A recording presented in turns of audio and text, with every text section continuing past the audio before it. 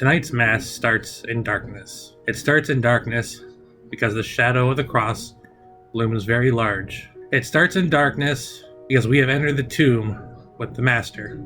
It starts in darkness because the light of the world is very far from us. It is the same darkness which ancient Israel used as cover to flee the tyrants in Egypt. But something miraculous happens in the darkness, and happens at this Mass. Standing outside the church, once ordinary fire is blessed, and the fire then becomes the symbol for the risen Lord. But that light then is not just confined. Light has and must shine, and eventually it starts to spread through everyone. Everyone present has their own candle. Everyone present shines with the same light that illumines their faith to be Christ to others. And even though that light gets passed and spread, it is not diluted. It does not dim. The light remains.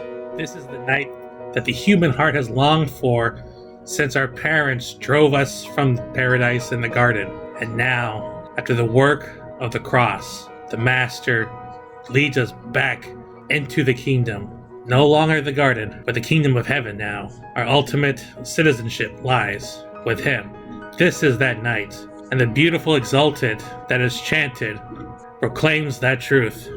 The exultant reminds us, this is the night of which it is written, the night shall be as bright as day, dazzling as the night for me, and full of gladness.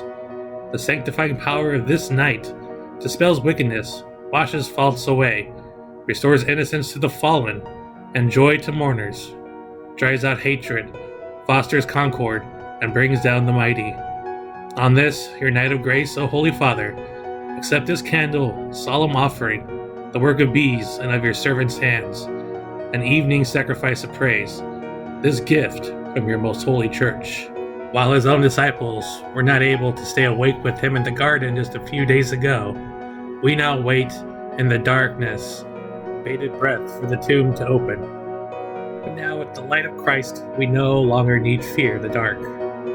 Instead, the dark has turned into a place where we can find the Lord, where we can encounter the Lord. That fire is where we find so many of the same things we find today.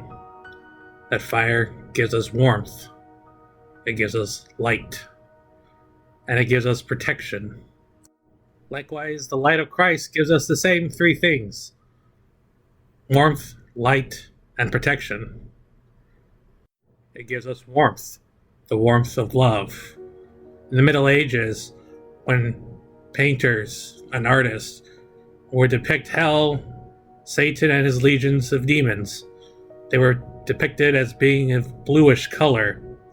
This was because it was said that you could not be further away from God than you are when in hell.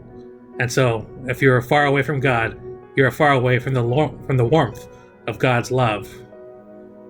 His light gives us that warmth that reminds us of his love for us, the love that he showed fully on the cross on Good Friday. It provides us with light. The light of Christ is always there to show us and illumine the way. But further, it shows us and illuminates any shadow of doubt that might exist within our hearts. But it also illuminates our understanding of Him, He whom our hearts so long for. It shines the light and reveals the Lord to us. We use words for this: revelation and mystery. Mystery is that which we can't know everything about.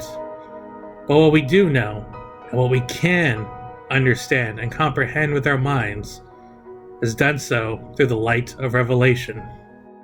Lastly, it protects us.